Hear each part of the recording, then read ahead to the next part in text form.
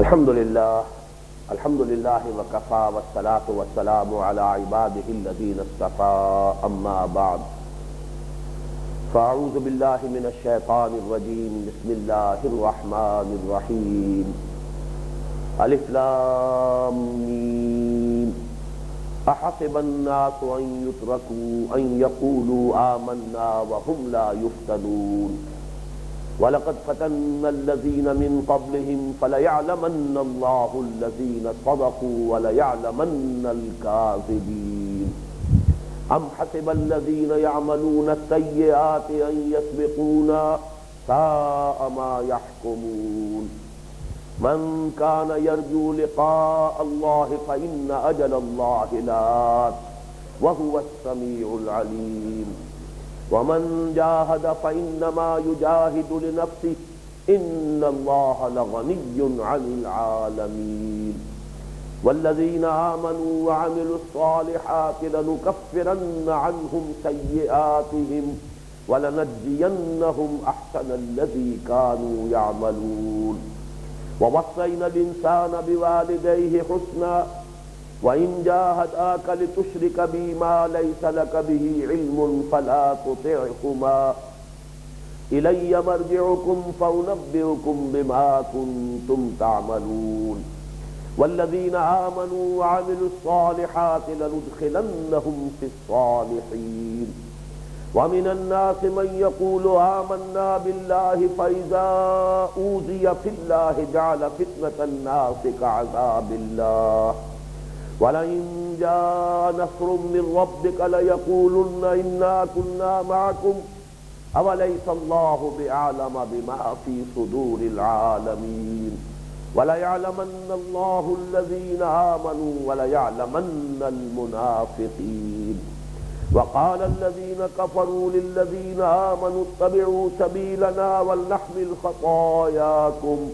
وما هم بحاملين من خطاياهم من شيء إنهم لكاذبون وليحملن أثقالهم وأثقالا مع أثقالهم وليسألن يوم القيامة عما كانوا يفترون صدق الله العظيم رب اشرح لي صدري ويسر لي أمري واحلل عقدة من لساني يفقهوا قولي الف لام میم کیا لوگوں نے یہ گمان کیا تھا کہ وہ چھوٹ جائیں گے صرف یہ کہہ کر کہ ہم ایمان لے آئے اور انہیں آزمایا نہ جائے گا؟ اور ہم نے تو آزمایا ہے ان کو بھی جو ان سے پہلے تھے، تو اللہ کو لازماً ظاہر کر کے رہے گا ان کو کہ جو سچے ہیں، اور لازماً ظاہر کر دے گا ان کو جو جھوٹے ہیں۔ اور کیا سمجھا ہے ان لوگوں نے جو برے اعمال کر رہے ہیں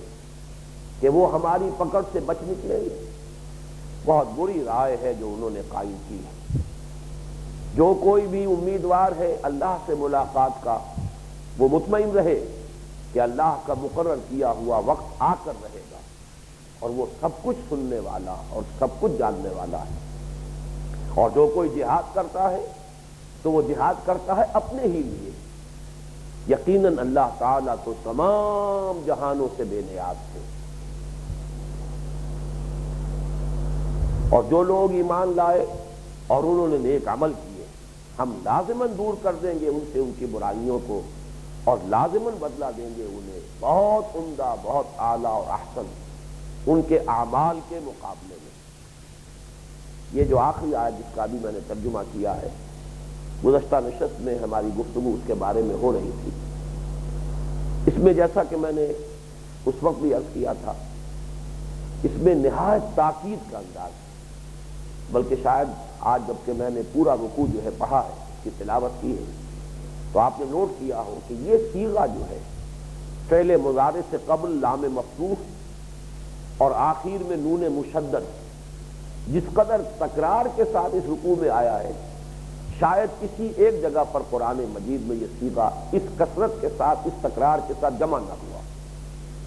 فَلَيَعْلَمَنَّ اللَّهُ الَّذِينَ صَدَقُوا وَلَيَعْلَمَنَّ الْكَاذِبِينَ، آگے چل کر پھر وَلَيَعْلَمَنَّ اللَّهُ الَّذِينَ آمَنُوا وَلَيَعْلَمَنَّ الْمُنَافِقِينَ۔ اسی طرح اس میں جو آیا لنکفرن عنہم سیئاتہم ولنجزینہم احسن الذی کانوا یعملون. آخر میں پھر ہے وَلَيَحْمِلُنَّ أَثْقَالَهُمْ وَأَثْقَالًا مَّعَ أَثْقَالِهِمْ وَلَيُسْأَلُنَّ يَوْمَ الْقِيَامَةِ عَمَّا كَانُوا يَفْتَرُونَ. بہت تکرار کے ساتھ آیا ہے، اور عربی زبان میں اس سے زیادہ تاکید کا کوئی اسلوب موجود نہیں. لام پہلے جو ہے زبر کے ساتھ، یہ بھی تاکید کے لیے آتا ہے، لام تاکید کہلاتا ہے. اور یہ نون مشدد، اس کو تاکید کہتے ہیں، ثقیل تاکید، نون ثقیلہ. معلوم ہوا کہ اب اس سے بڑھ کر تاکید کا کوئی انداز نہیں. تو جس کے لیے میں لفظ استعمال کرتا رہا ہوں، ری ایشورنس، یقین دلانا. خاطر جمع رکھو، دل جمع رکھو، مطمئن رہو، یہ ہو کر رہے گا. اللہ کا یہ بدلہ، یہ اجر و ثواب مل کر رہے گا. اللہ سے ملاقات، اللہ کے حضور میں حاضری کا وقت آ کر رہے گا. یہاں پر جو فرمایا ہے والذین آمنوا وعملوا الصالحات، یہاں سب سے زیادہ اہم نقطہ یہ ہے کہ یہ عمل صالح اس وقت کون سا تھا. ہمارا ایک خاص ذہن بن گیا ہے کیونکہ ہم مسلمان پیدا ہوئے اور پوری شریعت کا ڈھانچہ ہمارے سامنے ہے. پھر اس میں بھی نیکی کے جو درجات ہیں اس کا ایک تصور ہے جو ہمارے ذہنوں میں بیٹھ گیا ہے. نوافل ہے یا اور ظواہر ہے، اتباع سنت میں آگے سے آگے بڑھنا. عام طور پر ذہنوں میں نقشہ جو ہے عمل صالح، نیکی، بھلا کام، وہ یا عبادات کے حوالے سے ہے یا اتباع سنت سے ہے، وضاحت ہے، شکل و صورت ہے، ظواہر و مظاہر ہے. ان سب میں انسان آگے سے آگے بڑھتا چلا جائے تو یہ گویا کہ ہمارے ذہن میں نیکی کے درجات میں اس کی ترقی ہو رہی ہے. سوال یہ کہ جب یہ آیات نازل ہو رہی ہے، شریعت کا تو وجود ہی نہیں تھا. ابھی نہ سود حرام ہے، نہ شراب حرام ہے، نہ جوا حرام ہے، کچھ بھی حرام نہیں. سوائے بت پرستی کی حرمت کے اور تو کوئی حرمت ابھی آئی نہیں. پھر یہ کہ سوائے نماز کے ابھی کوئی عمل ہے ہی نہیں. نہ روزہ ہے، نہ زکوٰۃ ہے، نہ ہی کوئی اور لوازم ہے، کچھ بھی نہیں. تو معلوم ہوا یہاں عمل الصالحات، ابھی جسے ہم سنن کہتے ہیں، سنت حضور کی، ان کا کوئی تذکرہ ہی نہیں، کوئی تصور ہی نہیں سرے سے. تو ہمیشہ سمجھنے کی ضرورت ہے کہ یہاں جو لفظ آ رہا ہے والذین آمنوا وعملوا الصالحات، اور وہ لوگ کہ جو ایمان لائے اور جنہوں نے نیک عمل کیے. یہاں نیک عمل سے تین چیزیں مراد ہو سکتی ہیں. سب سے مقدم، سب سے اہم وہ صبر اور استقامت. جو ستایا جا رہا ہے، جو بھی آزمائشیں آ رہی ہیں، ان میں ثابت قدم ہے، پیچھے قدم نہ ہٹے. یہی اصل میں سب سے بڑا عمل صالح ہے، یہی سب سے بڑا جہاد ہے. ومن جاہد فإنما یجاہد لنفسہ. ابھی وہ اقدامی جہاد تو کہیں ہے ہی نہیں. ابھی تو جہاد سارا کا سارا اسی میں ہے. سارے انسان کی سیرت و کردار کا ٹیسٹ جو ہے وہ اسی میں مضمر ہے کہ کھڑا رہتا ہے یا نہیں، اس تشدد اور پرسیکیوشن اور دباؤ کو جھیل کر اپنے موقع پر ڈٹا رہتا ہے یا نہیں. تو عمل صالح کی سب سے بڑی تعبیر صبر اور استقامت. یا ایک چیز کا اضافہ ابتدا ہی میں ہو گیا ہے، اور وہ نماز، خصوصاً رات کی نماز. اور نماز میں قرآن مجید کی ایسی قرات، اس طور سے اس کا پڑھنا، اس کی تکرار. ما ہر خاندائین فراموش کردائین اللہ حدیث دوست کے تکرار منہ کنن،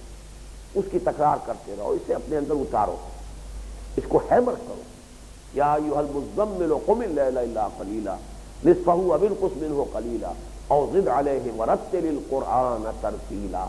ترتیل قرآن اور اسے اپنے اندر جذب کرنا، بلکہ جذب کرنے سے زیادہ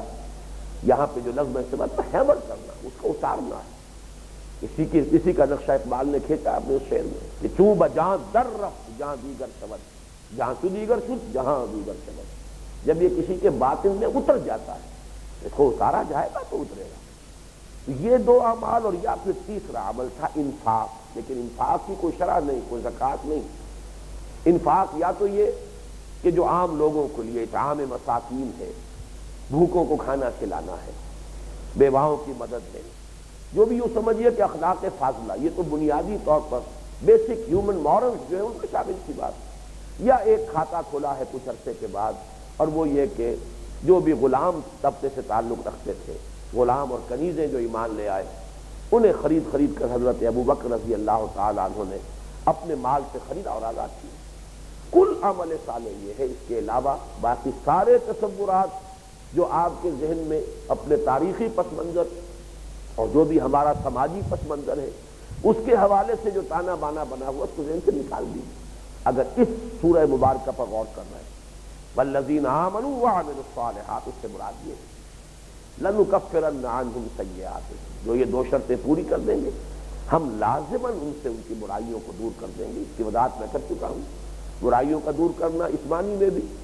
کہ سابقہ زندگی کے گناہ جو ہے وہ دھل جاتے ہیں۔ اسلام لانا سابقہ زندگی کے تمام گناہوں کا کفارہ بن جاتا ہے، وہ سارا حساب اور صاف ہو جاتا ہے۔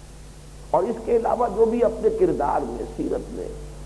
اپنی شخصیت میں اگر کوئی بری عادتیں، برے معمولات کا انسان خوگر ہو گیا ہے تو اس کی بھی گویا کہ اللہ تعالیٰ کی طرف ضمانت دی جا رہی ہے کہ اس کی بھی اصلاح ہم کرتے ہیں۔ وَلَنَجْزِيَنَّهُمْ أَحْسَنَ الَّذِي كَانُوا يَعْمَلُونَ، اور ہم لازماً بدلہ دیں گے انہیں بہت بہتر ان کے اعمال کے مقابلے میں۔ یہ اصل میں مجھے آپ سے عرض کرنا ہے کہ یہ دو تعبیرات قرآن مجید میں آئی ہیں، اور آج میں نے اس کا معجم المفرس جو ہے لالفاظ القرآن الحکیم اس کی مدد سے جائزہ لیا، تو ایک تو یہ حقیقت سامنے آئی کہ 3 ہی مرتبہ یہ تعبیر آئی ہے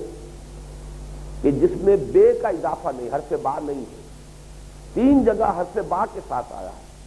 جیسے 2 مرتبہ تو سورہ نحل میں ہے وَلَنَجْزِيَنَّ الَّذِينَ صَبَرُوا أَجْرَهُمْ بِأَحْسَنِ مَا كَانُوا يَعْمَلُونَ۔ بِأَحْسَنِ، جو کچھ انہوں نے کیا تھا اس میں سے جو احسن ہے اس کے معاوضے میں اجر ملے گا۔ اجر جو ہے وہ یقیناً اعمال کا نتیجہ ہے، محنت کا۔ فضل اور اجر میں یہی فرق ہے، فضل اللہ تعالیٰ کی طرف سے بلا استحقاق ملے گا، جو بھی اضافی طور پر اللہ اپنی طرف سے دے گا وہ فضل ہے، اور جو بھی محنت اور مشقت کی گئی ہے، جو کسب کیا گیا ہے، اس کا جو بدلہ ہے وہ اجر ہے۔ لیکن اجر میں بھی اب ایک انسان کے اعمال ہیں، کچھ اعمال اس کے بہت اعلیٰ ہیں، کچھ اعمال اس درجے کے نہیں ہیں، کمتر درجے کے ہیں۔ تو کسی شخص کی اسیسمنٹ کرتے ہوئے، جیسے کہ انکم ٹیکس آفیسر اسیسمنٹ کرتا ہے، ایسے ہی کسی شخص کی اسیسمنٹ کرتے ہوئے اس کے بہترین اعمال کو سامنے رکھا جائے، کمتر اعمال کو نہیں بلکہ بہترین اعمال کے مناسبت سے اس کا مقام و مرتبہ معین کیا جائے۔ یہ مفہوم وہاں ہے جہاں حرف با کا اضافہ ہے، وَلَنَجْزِيَنَّ الَّذِينَ صَبَرُوا أَجْرَهُمْ بِأَحْسَنِ مَا كَانُوا يَعْمَلُونَ۔ سورہ نحل کی آیت نمبر 96 اور 97 میں پھر آیا ہے وَلَنَجْزِيَنَّهُمْ أَجْرَهُمْ بِأَحْسَنِ مَا كَانُوا يَعْمَلُونَ، اور سورہ زمر کی آیت نمبر 35 میں ہے وَيَجْزِيهِمْ أَجْرَهُمْ بِأَحْسَنِ مَا كَانُوا يَعْمَلُونَ۔ تو یہاں با کے اضافے کے ساتھ کا اس کا مفہوم یہ ہوا کہ ان کے اعمال میں سے جو بہترین ہے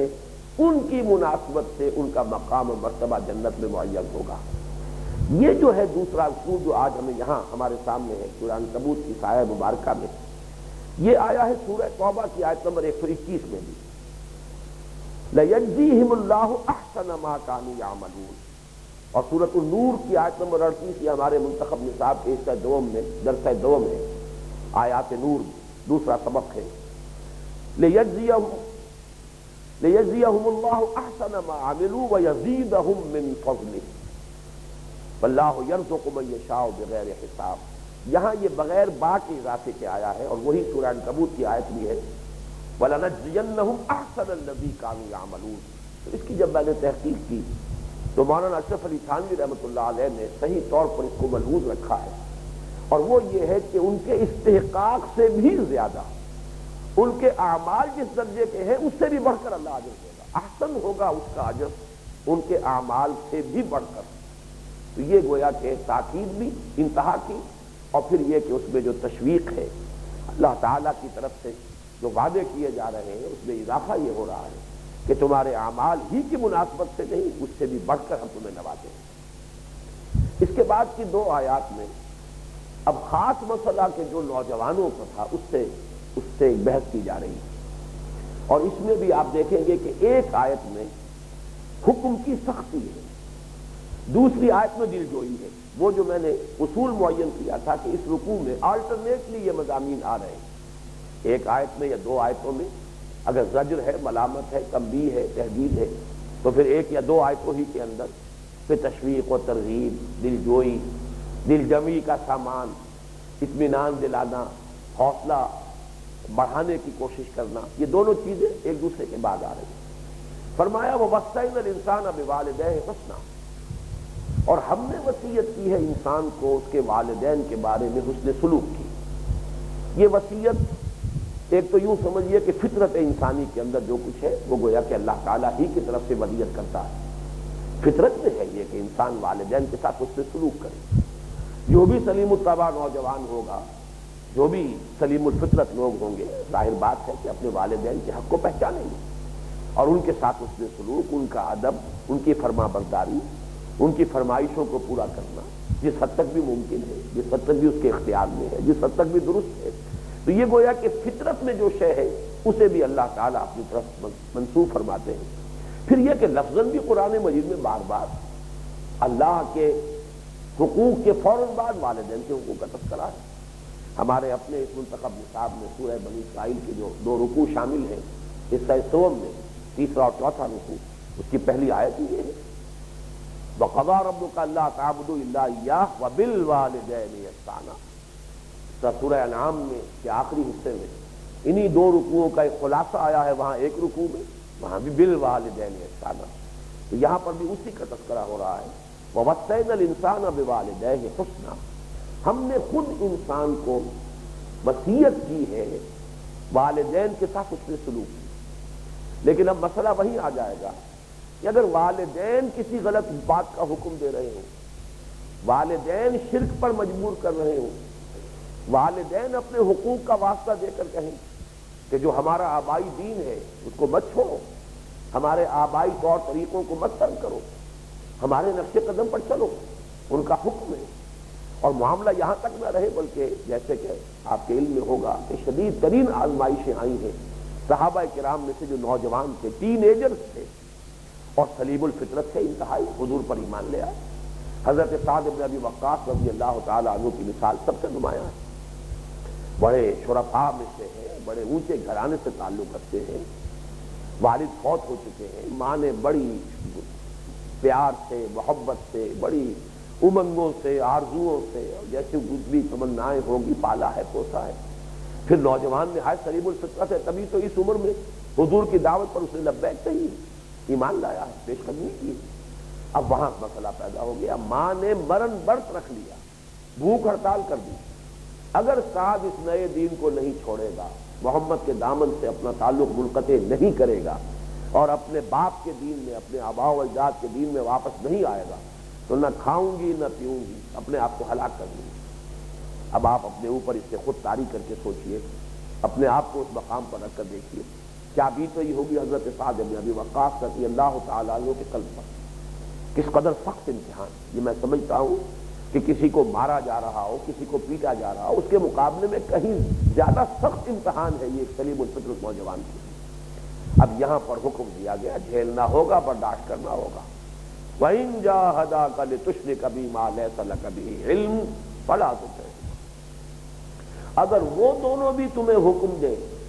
کہ تم شریک ٹھہراؤ میرے ساتھ جس کے لیے تمہارے پاس کوئی علم نہیں۔ یہ مضمون ہمارے منتخب نصاب میں حصہ اول کے جو درس نمبر 3 ہے اس میں آ چکا ہے، سورہ لقمان، کیونکہ سورہ لقمان اسی سلسلہ سور میں ہے جو میں نے عرض کیا تھا ابتدا میں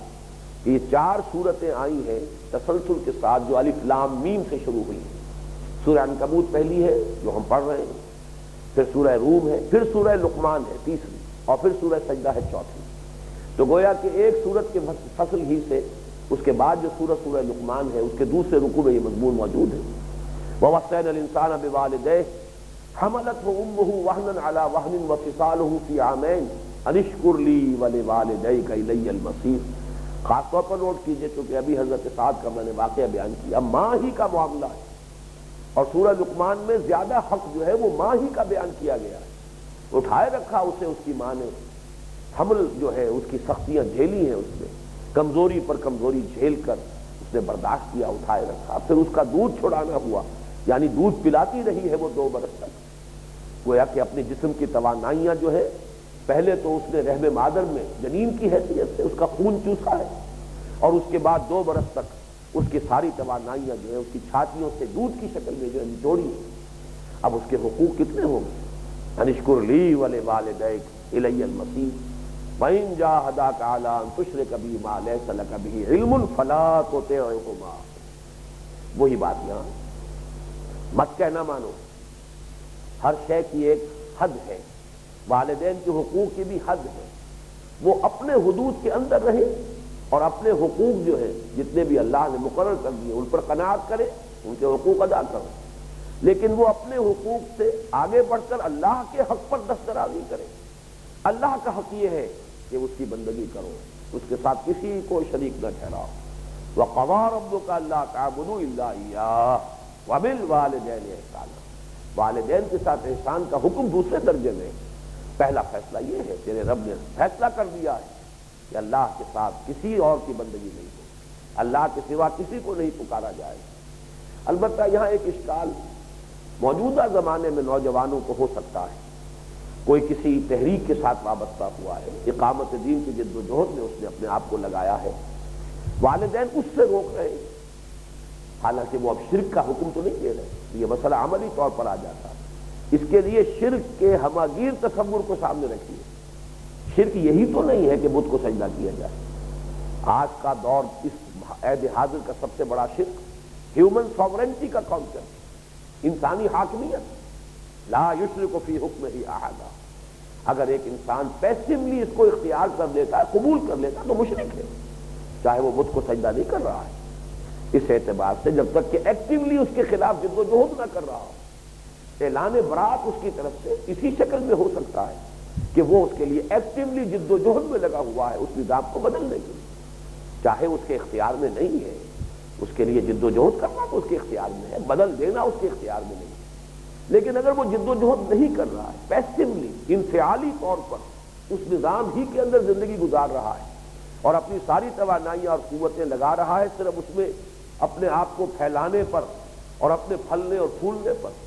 زیادہ بساط جائیداد کی جو ہے وہ وسیع ہو جائے،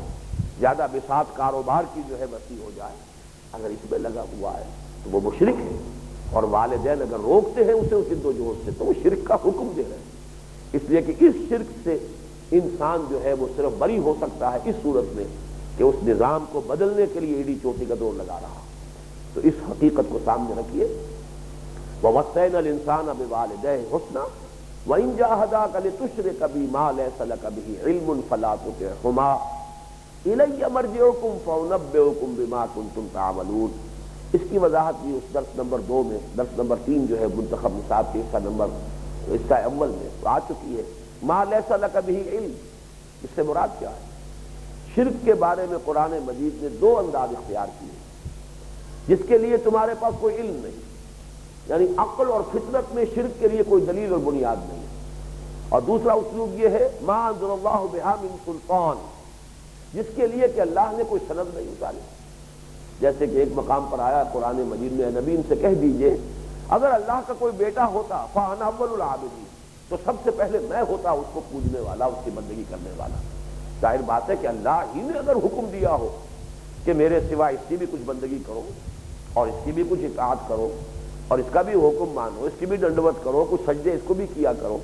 آخر اللہ ہی کا حکم تھا فرشتوں کو اسجدوا لآدم، سجدہ کرو آدم کو،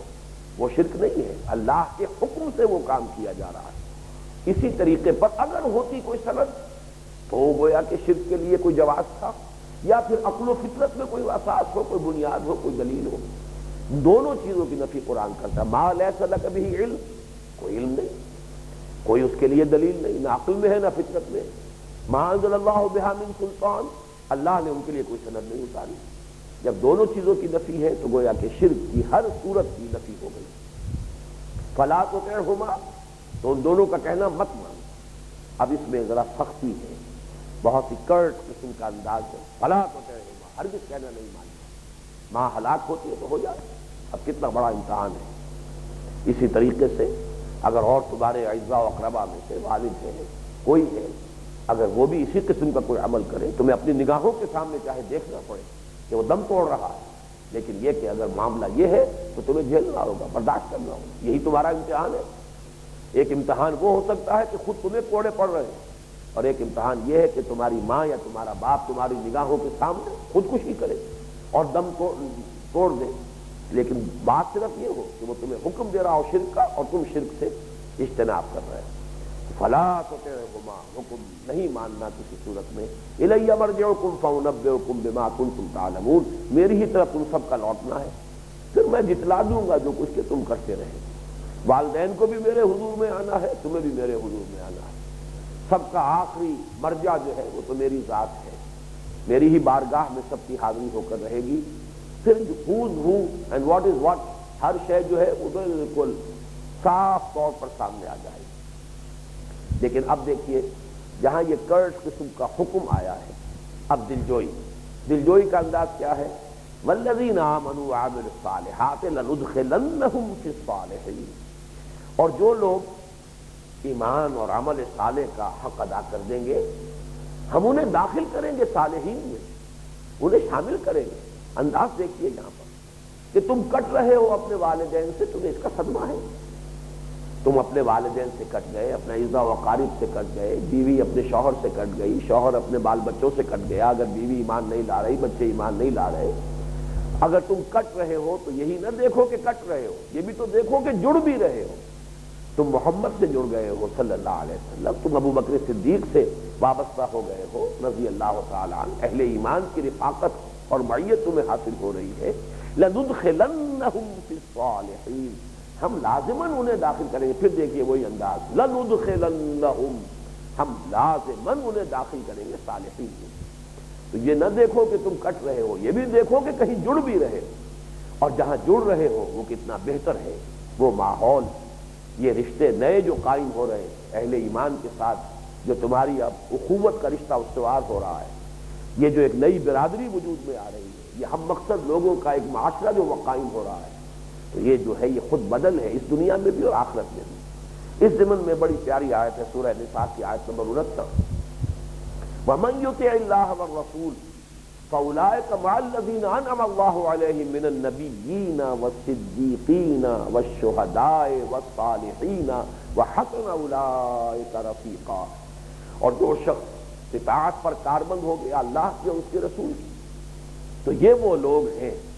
کہ جو ان سب کی معیت انہیں حاصل ہو جائے گی جن پر اللہ نے انعام فرمایا ہے۔ اور وہ کون ہیں؟ انبیاء کرام ہیں،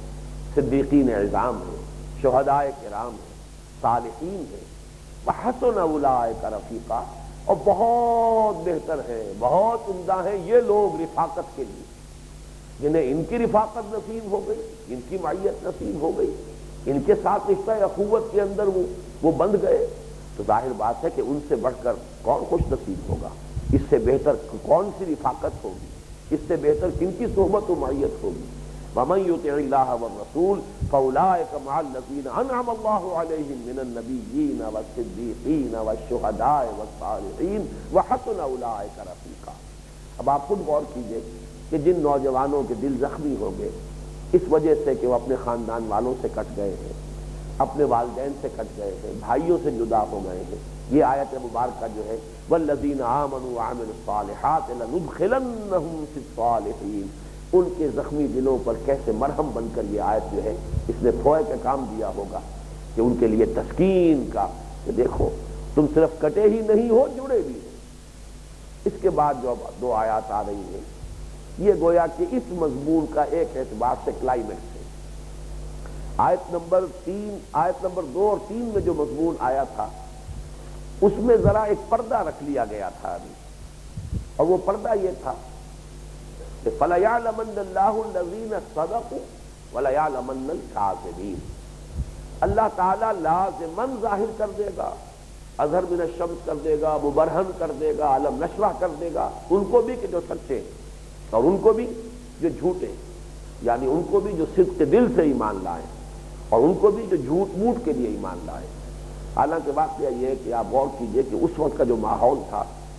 اس میں جھوٹ موٹ کے لیے ایمان لانا یا دھوکہ دینے کے لیے ایمان لانے کا کچھ سوال ہی نہیں،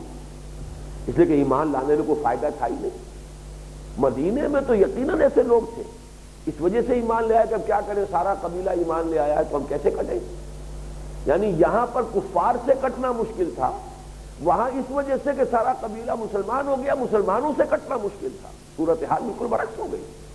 وہاں رشتہ داری جو ہے اس کے بندھن میں بندھے ہوئے بہت سے لوگ ایمان لے آئے،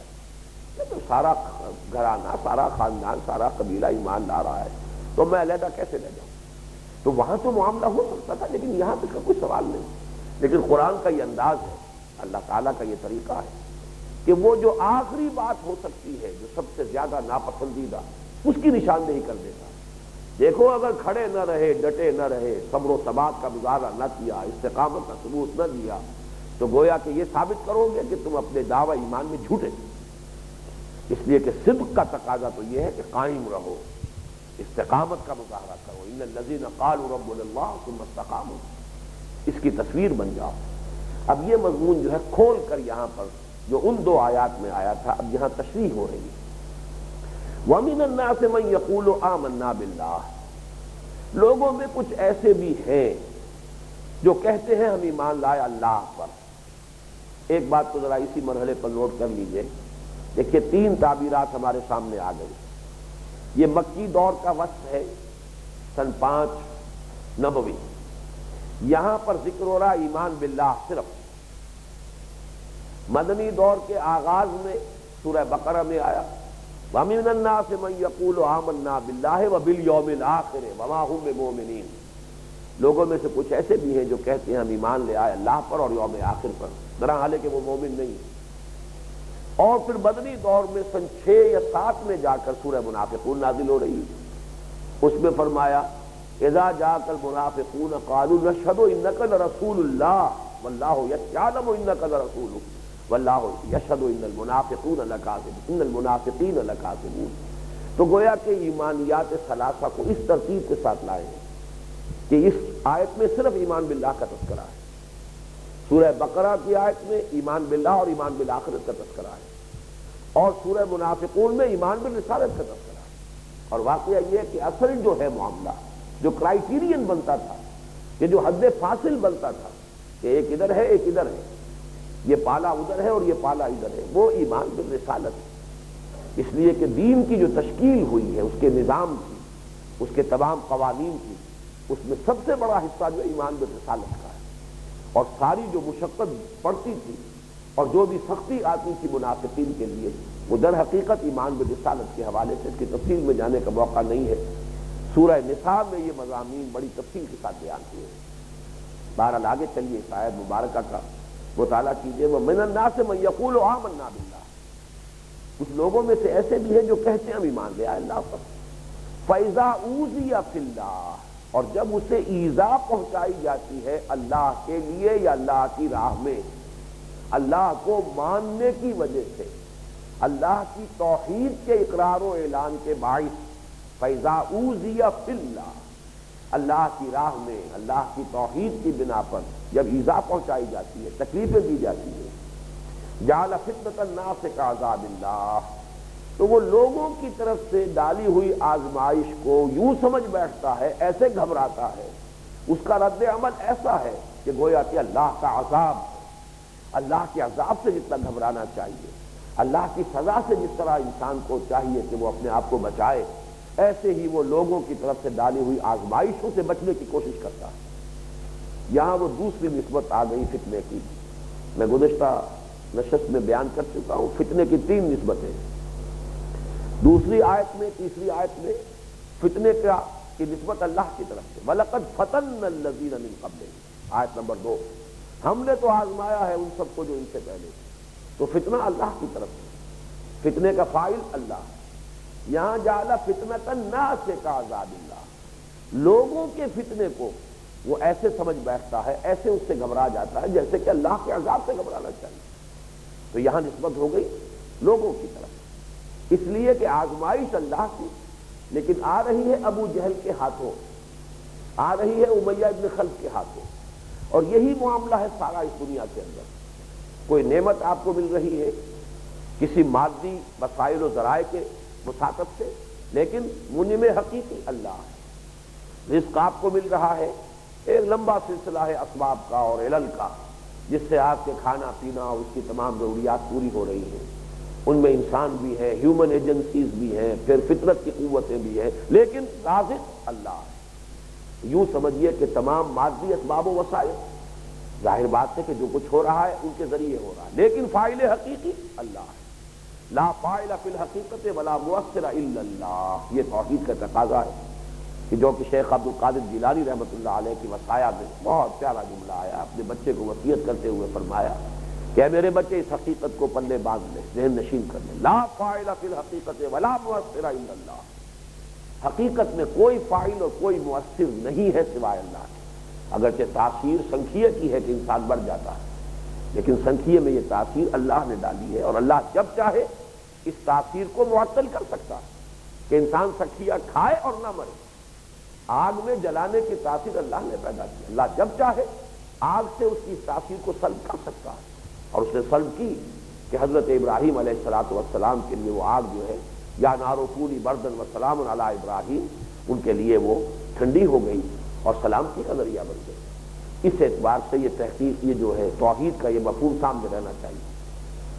جعل فتنۃ الناس کعذاب اللہ،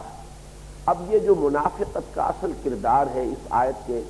اس بقیہ حصے میں واضح ہو رہا ہے۔ وَلَئِن جَاءَ نَصْرٌ مِّن رَبِّكَ، اور اگر آ جائے مدد آپ کے رب کی طرف سے، لَيَقُولُنَّ، پھر دیکھیے وہی انداز، میں نے تو بلکہ جب وہ گنا تھا کہ کتنے افعال اس چیزے کے ساتھ آئے ہیں تو ابھی یہ سارے تو میری گنتی میں آئے بھی نہیں تھے۔ لَيَقُولُنَّ إِنَّا كُنَّا مَعَكُمْ، تو وہ لازماً کہیں گے کہ ہم بھی تو آپ کے ساتھ ہی تھے۔ یہ ہے معاملہ اصل میں، اگرچہ اس کا ظہور بہت دیر میں جا کر ہوا ہے، نصرت اور فتح یہ تو مدنی دور کے بھی آخر میں جا کر حاصل ہوئی، لیکن یہ کہ کردار تو شروع ہی سے نمایاں کیا جا رہا ہے، اور اس میں ظاہر بات ہے کہ سوائے اس کے کہ لوگوں کو خود گویا کہ دعوت دی جا رہی ہے کہ اپنے باطن میں جھانکو، اپنے دلوں کو ٹٹولو، کہیں ایسا تو نہیں ہے کہ اگر یہ حالات تبدیل ہو جائیں، اس وقت تو تم گھبرا رہے ہو، یہ موج پریشان خاطر کو پیغام لبے ساحل نے دیا ہے، دور مثال بحر ابھی تو موجوں میں گھبرا بھی گئی، ابھی تو بڑے امتحان آنے والے ہیں، لیکن دلوں کو ٹٹولو۔ ایسا تو نہیں ہوگا کہ اس وقت تو تمہارے پائے ثبات کے اندر لغزش پیدا ہو رہی ہے، لیکن اگر نصرت آ جائے، فتح آ جائے، غلبہ آ جائے، مال غنیمت ملنے لگے تو پھر یہ کیفیت بدل جائے گی۔ اگر ایسا ہے تو یوں سمجھ لو کہ نفاق کے بیج تمہارے دلوں میں موجود ہے، تمہاری طبیعت کی یہ کمزوری، تمہاری ضعف ارادہ، تمہارے اندر استقامت اور صبر و مثابرت کا یہ فقدان، یہ در حقیقت نفاق کے لیے خیز زمین ہے، اسی میں پھر نفاق کا بیج پڑے گا،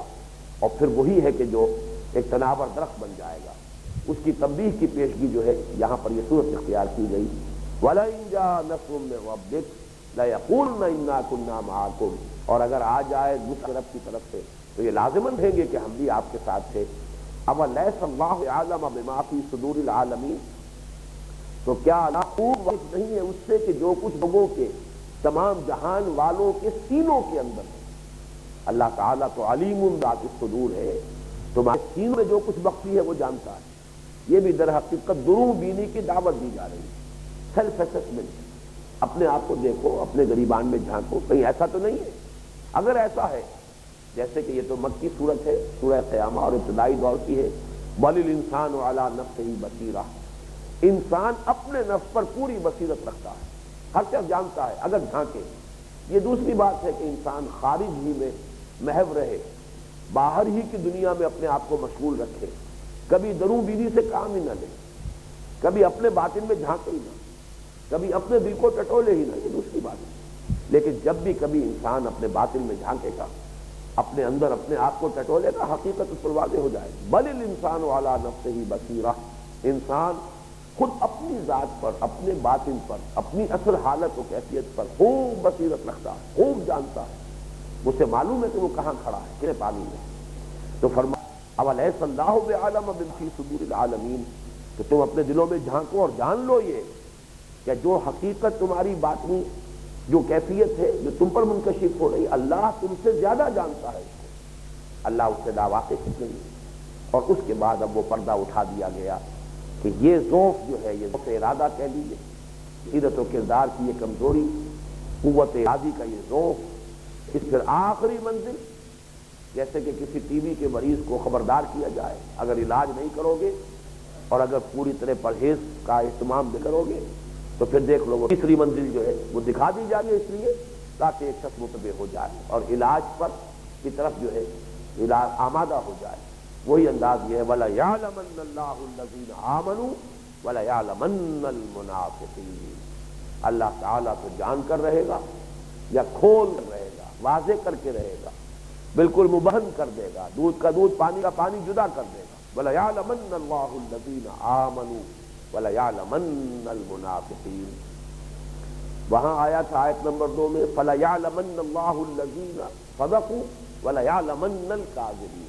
یہاں فرمایا وَلَيَعْلَمَنَّ اللَّهُ الَّذِينَ آمَنُوا وَلَيَعْلَمَنَّ الْمُنَافِقِينَ، اور اللہ تعالیٰ تو لازماً ظاہر کر دے گا ان کو بھی جو مومن صادق ہیں، جو حقیقتاً ایمان لائے، اور اللہ تعالیٰ بالکل ننگا کر دے گا ان کو بھی کہ جو منافق ہیں۔ پھر میں عرض کر رہا ہوں کہ مکی دور میں اس نفاق کی کوئی صورت نہیں تھی، کوئی امکان نہیں تھا، کاہے کہ کوئی شخص ایمان کا دعویٰ کرے گا وہاں، لیکن یہ کہ قرآن مجید کا اسلوب یہ ہے، آخری بات بتا دو کہ یہ ضعف ارادہ، یہ تمہاری کمزوری، یہ در حقیقت اس کے اندر خطرات مضمر ہیں، اس کے یہ زرخیز زمین ہے نفاق کی کہ بیج پڑنے کے لیے۔ یہ واحد مقام ہے پورے مکی قرآن میں جہاں لفظ منافق آیا ہے، وَلَيَعْلَمَنَّ الْمُنَافِقِينَ۔ منافق کے معنی کیا ہے، نفاق کے کا سبب کیا ہے، نفاق کے مدارج کیا ہے، اس بیماری کے درجات کیا ہے، اس پر تفصیل سے گفتگو ہو چکی، اور یہی ربط ہے ہمارے اس منتخب نصاب میں کہ سورہ صف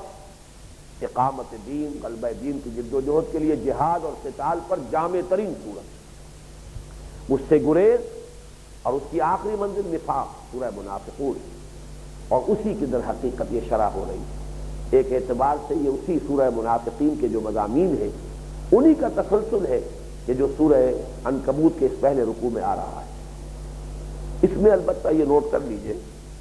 کہ قرآن مجید میں یہ مضمون مکی صورتوں میں ایک جگہ اور آیا ہے، اور وہ سورہ حج ہے۔ وہاں لفظ نفاق تو نہیں آیا لیکن مضمون پورا آ گیا ہے، اور بڑی حیران کن بات یہ ہے کہ وہاں بھی آیت نمبر 11 ہے۔ یہ اس میں اتفاق کی بات ہے، لیکن یہ کہ بہرحال اس کے حوالے سے کچھ چیزیں یاد رکھنی اور ذہن میں مستحضر رکھنی آسان ہو جاتی ہے۔ آیت نمبر 11 یہ ہے وَلَيَعْلَمَنَّ اللَّهُ الَّذِينَ آمَنُوا وَلَيَعْلَمَنَّ الْمُنَافِقِينَ، اور یہاں بھی سورہ حج میں بھی آیت نمبر 11 ہے وَمِنَ النَّاسِ مَن يَعْبُدُ اللَّهَ عَلَى حَرْفٍ فَإِنْ أَصَابَهُ خَيْرٌ اطْمَأَنَّ بِهِ وَإِنْ أَصَابَتْهُ الْفِتْنَةُ انقلب عَلَى وَجْهِهِ خَسِرَ الدُّنْيَا وَالْآخِرَةَ ذَلِكَ هُوَ الْخُسْرَانُ الْمُبِينُ۔ لوگوں میں کچھ ایسے بھی ہیں، آیت کا اسلوب وہی ہے وَمِنَ النَّاسِ مَن يَعْبُدُ اللَّهَ عَلَى حَرْفٍ، جو اللہ کی بندگی کرتے ہیں، کرنا چاہتے ہیں، لیکن کنارے کنارے، مجدھار میں کودنے کو تیار نہیں، جان و مال کے لیے خطرات گوارا کرنے کو تیار نہیں، بچ بچ کر چلنا چاہتے ہیں اور اپنی جان و مال کو بچا بچا کر رکھنا چاہتے ہیں۔ وَمِنَ النَّاسِ مَن يَعْبُدُ اللَّهَ عَلَى حَرْفٍ، کنارے، فَإِنْ أَصَابَهُ خَيْرٌ اطْمَأَنَّ بِهِ، اگر خیر ہو، خیریت ہو، یا خیر دولت کے معنی میں مال غنیمت بھی ملے، کچھ اور بھی منفعتیں حاصل ہو رہی ہوں، معنوی یا مادی منفعتیں، تو مطمئن رہتے۔ ان اصابہ خیر اطمأن به، مطمئن۔ وَإِنْ أَصَابَتْهُ فِتْنَةٌ انقلب عَلَى وَجْهِهِ، اور اگر کہیں فتنہ آ گیا، آزمائش آ گئی، کوئی امتحان آ گیا، ابتلا کا مرحلہ آ گیا، کہیں جان و مال کے لیے خطرات آ گئے، ایذا آ گئی، فَإِذَا أُوذِيَ فِي اللَّهِ جَعَلَ فِتْنَةَ النَّاسِ كَعَذَابِ اللَّهِ وَلَئِنْ أَصَابَتْهُ فِتْنَةٌ انقلب عَلَى وَجْهِهِ، اوندھے منہ گر پڑتا ہے، الٹا ہو جاتا ہے اپنے منہ پر، انقلب علی وجہہ، خسر الدنیا والآخرہ، یہ خسارہ ہے دنیا اور آخرت دونوں، اس لیے کہ یہ منافقت ہے، یہ وہ شے ہے جیسے کہ ہم پڑھ چکے ہیں کہ ان المنافقین فی الدرک الاسفل من النار، آخرت میں بھی آگ کا سب سے نچلا طبقہ، جہنم کا سب سے نچلا طبقہ منافقین کے لیے، اور اس دنیا میں بھی اس درجے تک جو ہے وعید ہم پڑھ چکے ہیں کہ آئی ہے کہ نبی اکرم صلی اللہ علیہ وسلم کا استغفار بھی ان کے حق میں اس تاکید کے ساتھ کہ اگر آپ ان تستغفر لہم 70 مرۃ لا یغفر اللہ، اگر آپ 70 مرتبہ بھی ان کے لیے استغفار کریں گے تو اللہ تعالیٰ ان کو معاف نہیں فرمائے گا۔ یہ جو ہے بدترین انجام، یہ نتیجہ ہے اس طرز عمل کا۔ خسر الدنیا والآخرہ ذلک هو الخسران المبین، یہی ہے سب سے کھلا اور واضح اور نمایاں خسارہ، یہی ہے سب سے بڑی تباہی اور بربادی۔ والعصر ان الانسان لفی خسر الا الذین آمنوا وعملوا الصالحات وتواصوا بالحق وتواصوا بالصبر، یہ جو آخری بات اس سورہ مبارکہ میں آئی تھی اسی کی در حقیقت تشریح ہے جو اس سبق میں ہو رہی ہے۔ بارک اللہ لی و لکم فی القرآن العظیم ونفعنی وإیاکم بالآیات والذکر الحکیم۔